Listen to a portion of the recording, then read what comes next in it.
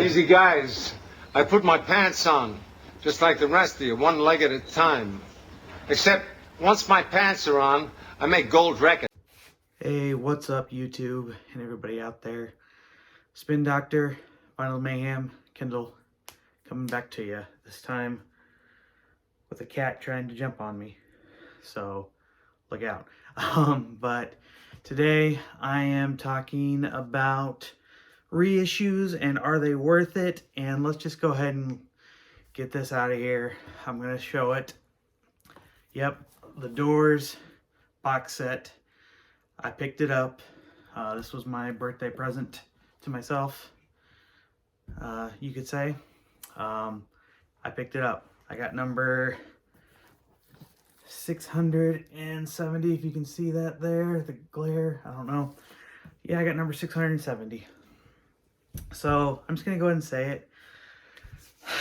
There's been a lot of talk about it. And as you could tell by the thumbnail, this is not an A-B comparison video. I'm just talking about the box set and what I think of it. And I like the box set. I think the albums sound really good. They're in great quality, and I think it was reasonably priced. I got it from the Doors website, not from Rhino, so it cost about $15 less. I know that it is now sold out. I think it sold out quicker than anything else, because I want to say I checked back later in the day and it was all sold out on both websites. So I think it sold out in the same day. I could be wrong. I don't know for sure. And it's, you know, the flippers are trying to flip it. However, I do know that come January, they said that they were going to release 3 albums from it. And then I think in February or maybe in March, they're going to release the other 3. So just be aware, you'll be able to get these unnumbered later on. Now, that being said, like I said, this isn't an A-B comparison. And I just got to get this off my chest real quick. Reissues are reissues. They're not the originals. Sometimes they sound better, sometimes they don't. And I recently was watching a live stream. I'm not going to say what live stream it was, but it's a live stream I watch quite frequently. And the people on there I respect, I like. A lot of times I agree with, sometimes I don't. But I was watching a live stream here recently, and they were talking about this box set, and pretty much they were just trashing it for the most part. Most of them were. And I shouldn't have been surprised because, you know, a couple of them especially already have kind of a preconceived opinion of certain people that work for Rhino and do things for Rhino. So they're just automatically, I think, going to trash it no matter what, most of the time, I think. Maybe not always, but most of the time. And so they're just automatically going to say the original's better, you need to get an original. And what I say to that is the same thing I said about the Black Sabbath. It would always be nice to have a perfect original copy of every album, but sometimes you can't. It's just, sometimes you can't. I do have an original Doors. It's an Allentown pressing, I think. I have an original Strange Days. I think that's a Jacksonville pressing. I have an original Waiting for the Sun, and I have an original Morrison Hotel. I have a reissue of Soft Parade, and I don't have a copy of LA Woman. Yes, I know, I had the UHQR. Rookie mistake on that. I bought it. If I would have waited like a month, I would have saw that this box set was coming out, and I wouldn't have spent the $125 and then not gotten my money back on the return for the UHQR. That's a whole nother story. I'm not going to get into. Rookie mistake. I know it. I own up to it. Anyway, but an original, clean, perfect copy of the Doors self-title is going to run you, you know, I think the median price I saw on it was like $70. You know, so if you're going to find a nice, super clean copy in great shape, you're going to spend up on it. My copy is probably a VG strong if I'm grading it conservatively. And the cover is definitely not. And it sounds good. Not, you know, great, but good. You know, it's listenable. It's a player copy. But, you know, my Strange Days is probably a VG plus. I'd give it that. But you know, if I want a nice, clean, perfect copy of a record, I now have this. Now, yes, the his vocals on Break On Through are definitely compressed. I will give it that. But it still sounds good. And I'm happy with that.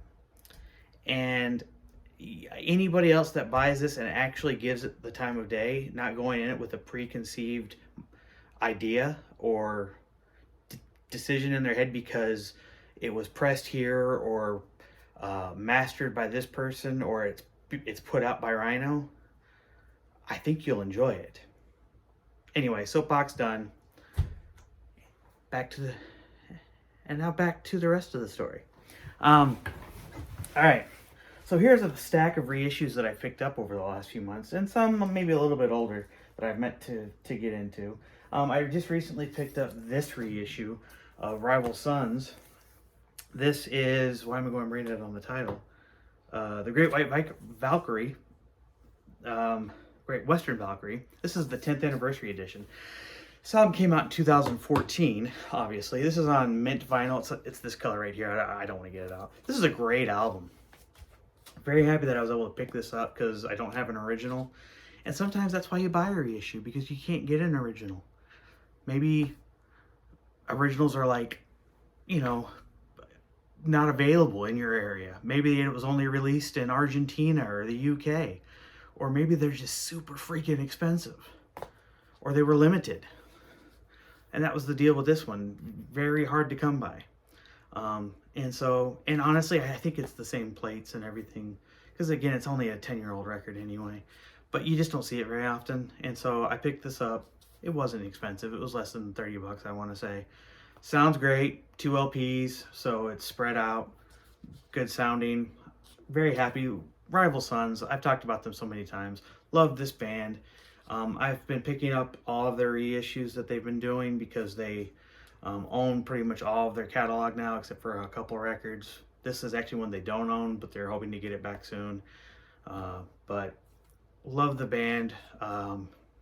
Their new records from last year were phenomenal. They were in my best of 2023, best of 2024 list coming out soon. Just letting you guys know.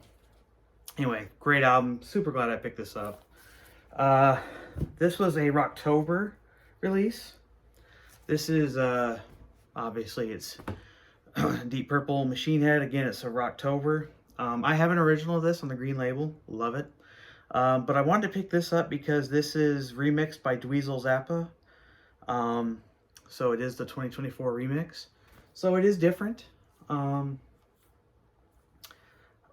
It's good though. I mean, like it's a little different. You know, there's a little things that are drawn out a little bit more that you can, they tweak some sounds here and there. I mean, I'm not gonna say that it's super different, but it's a little different. So it's nice to have both. This is probably, well, not probably. This is definitely my, well, no, I take that back. There's two different versions of Deep Purple that I love. Mach 1 and Mach 3 here. Where's this Mach 2? I'm sorry, Mach 1 and Mach 2 here. This is my favorite Mach 2 album. Mach 1, it's a toss-up between Shades of Deep Purple and the Battle of the Book of the Talisman. Anyway, love this album, so not upset to have two copies, an original with the green label and this new remix because it's two different mixes. So very cool. That's another reason why you buy a reissue. Maybe it's completely different. This was another October release on clear vinyl, I think it was. No, silver vinyl. I'm not going to pull it out. It's silver. It looks like that. This is Montrose's second album, Paper Money. Now this I bought because finding a really clean copy of this album is rather difficult. Finding a copy is not the most difficult. Normally they're under 10 bucks, but finding a nice clean one, yeah, they're normally pretty trashed. But I gotta tell you, I was not very impressed with this. I thought it sounded very muted, compressed, I guess. The sound wasn't the greatest. I had to turn it up a lot. The vocals didn't come through near as well as I was hoping. Just not the best sounding pressing of this record, I'm sure. I don't have an original to compare it to, so I could be wrong. The original could sound just as bad. But I was expecting more, I guess. Um, don't get me wrong, I'm glad that they repressed it because this is the first reissue they've ever done of this album.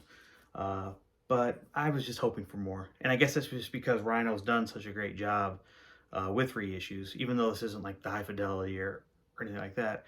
But I was just expecting more. But again, I'm not upset that I picked it up. It's good to have a copy. So until I find a nice clean copy of an original, this is going to be what holds me over. So yeah. Picked this up when it first came out, and I just never showed it. But Velvet Revolver, Contraband. Yeah, I couldn't remember the name of the record. This is a 2 LP on black vinyl. If you don't know Velvet Revolver, this was basically a supergroup. I mean, it was basically Guns N' Roses with a new lead singer, Scott Weiland of Stone Temple Pilots. This was their first album. They only had two. And this is a really great record. Really great record. This was the 20th anniversary of this, I believe. Yeah, the 20th anniversary. Again, on 2 LP, black vinyl. Such tracks as Fall to Pieces. I remember when that came out. Big song. What was the other big one on this one? Slither was the other big track on this. But I will say there is another... the second LP, there's some added bonus tracks that you couldn't get on the MoFi version. Not MoFi, the music on vinyl version of this that came out like 10 years ago or whenever it did. There's a acoustic version of Fall to Pieces, version of Cheap Chicks, Surrender, and a couple other songs too. But there's a version of Money that they do on here that sounds really good. So I was really happy to pick this up. This does sound very good. I don't know if this actually ever came out on vinyl in 2004. If it did, I know it was very limited and hard to come by and would be super expensive. But this does sound very good. Very happy to have been able to get this. Now this came out back in the summer, but I just never showed it. Very sentimental record to me. And I still haven't picked up Bookends yet. I need to. But this one, love this album. My favorite Simon & Garfunkel record. This is the Mobile Fidelity version, the 33 RPM. That's the best I've ever heard this album sound, for sure. I had an original. I got rid of it after I got this because this just blew it out of the water. The original version of Bridge Over Troubled Water, the vocals of Art Garfunkel are very low, and you can barely hear them, especially in that first verse. But in this one, sounds really good. They did a great job bringing it up to where you can actually hear what he's saying and make it out. Everything just sounds so dynamic. The bass, the piano, the guitars, just all the percussion, because there's a lot of percussion in this album. Very happy with this. One of my favorite pickups of the year, probably. This, I bet no one really even knew this came out. I'm a huge Marty Robbins fan. This is Return of the Gunfighter. This was a sequel to Gunfighter Ballads and what's it called? The one that had El Paso on it, though. This I don't think was ever reissued either, and this was on the Columbia label. And this was put out this year, and it sounds great. So nice to have. I hope they keep doing this with his albums. Just start putting them out, because I don't think they've ever really been reissued except for Gunfighter Ballads and Trail Songs. That's the name of the album. I don't think they've ever reissued any of his albums except for that one. If they could reissue all of his albums, man, that would be so awesome. Because I love Marty Robbins, such a phenomenal singer, beautiful voice, much like an Elvis or a Sinatra, just a booming voice, and just great storyteller. I love his songs because he tells a great story each time he sings. And to pick this up as a reissue, I was very happy, and it was very cheap too. I think it was like around $20. And so, yeah, very great sounding. It's a it was in stereo, not in mono, which you know, it doesn't really matter to me. But songs that were on this, San Angelo, love that song. The Fastest Gun Around, great song about Billy the Kid. Old Red, it's a classic. Um, yeah, just great stuff. Great stuff. This is another Rocktober album that came out, and I'm really glad that I picked this one up. Twisted Sister Stay Hungry. People I know were kind of upset about this one because this was like the 40th anniversary, but they didn't use the same cover. This is a different cover, but it does say newly remastered from the original analog tapes. But the second, it's a 2-disc, or it's a 2 LP, but the second LP is a live album. They're both on this red vinyl, and I've only listened to the actual album. Again, I don't have an original to go off of, but this sounds really good. Very happy that I picked this up because I don't have an original. Not that originals are impossible to come by. I just think sometimes people are a little proud of their originals, and maybe that's just the way it is. But what really made me want to go ahead and buy this was because it did come with the second LP, and I was reading the reviews on it, and it was getting good reviews, so very happy that I picked it up. So yeah, I'm not upset at all with this purchase. So good reissue for sure. Probably the best Rocktober album I bought.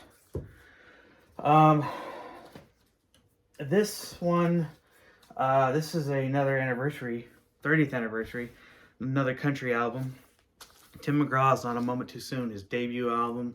I remember when this came out, so many freaking big songs, one right after another, from Indian Outlaw to Don't Take the Girl to Refried Dreams to Not a Moment Too Soon to, what was the other big one? Won't bring that all of a sudden. Down on the Farm, that's right. That was the other one I was thinking of.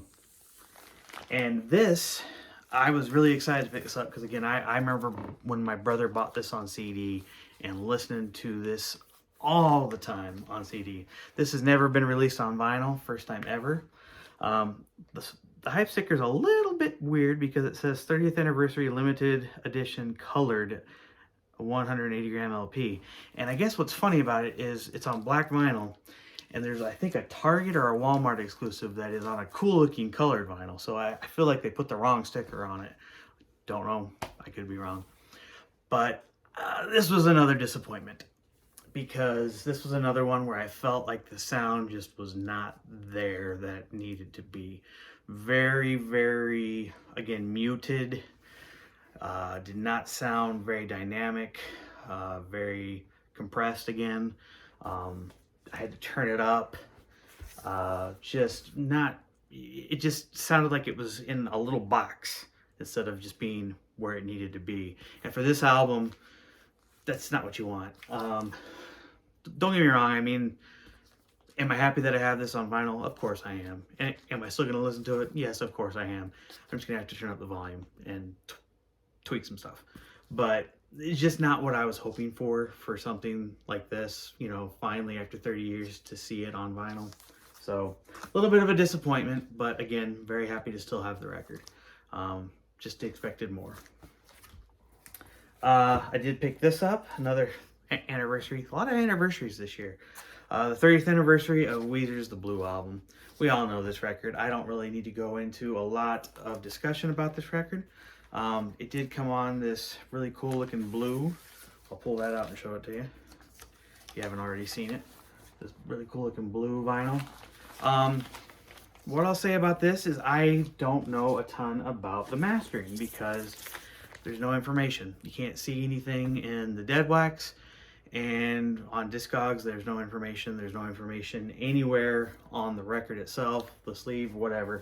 Don't know who mastered it. I don't know, it could be the same mastering from the earlier represses.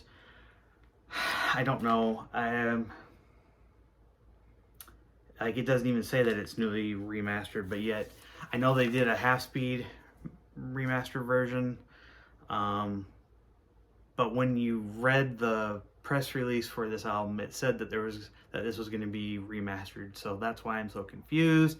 There's no real information, because even the hype sticker just says Blue turns 30, indie record store exclusive, limited edition, ghostly blue and clear vinyl. That's all it says.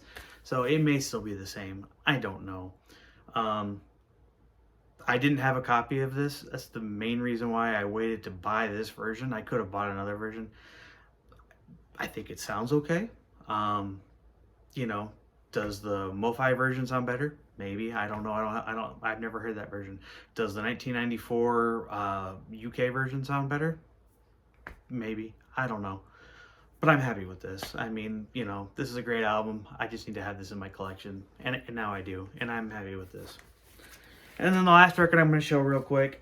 This is the 15th anniversary. Again, anniversaries. But I was really, really excited to pick this up. And Brandi Carlile is one of my favorite artists. I just love her. And this is Give Up the Ghost.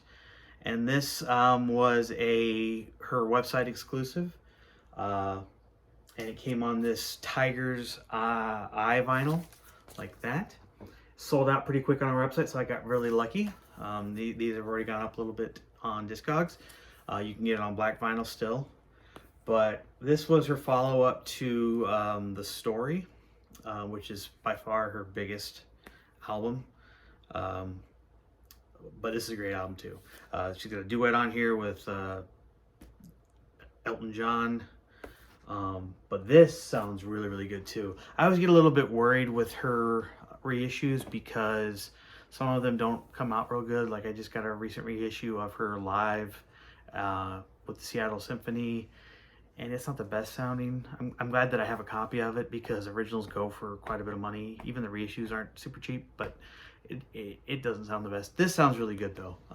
They did a really good job. And originals of this are super expensive, and even the reissue they did a couple years ago have gone up in value. And so the fact that they released this in store and on our website, and although you can only get this through our website, I'm just happy about it. I want them to reissue her first album. It's the only one I don't have. I need them to reissue that. Anyway, reissues to me, they're worth it. Because it's a way for you to get an album you've never had before. It's a way for you to get an album maybe cheaper than getting an original, because sometimes originals are just so freaking expensive. And sometimes reissues sound better than an original version. Not always, but sometimes. So are reissues worth it? Sometimes they are. A lot of the times they are. Are they always? No. But for the most part, having reissues is a good thing. So I think we can be okay with that. I am happy I have this reissue box set of the Doors albums. And I don't understand why people are so up in arms about it. Anyway, guys, if you like this video, please leave me a thumbs up. Comment down below. Like, subscribe, do all that good stuff. I hope to talk to you guys soon. Hope you guys had a happy Thanksgiving. I think I said that in my last video. Oh, and also, thank you guys so much. My last video has done so much better than I thought it would. I've gotten so many new subscribers, so thank you guys for that. And until next time, peace and love. See ya.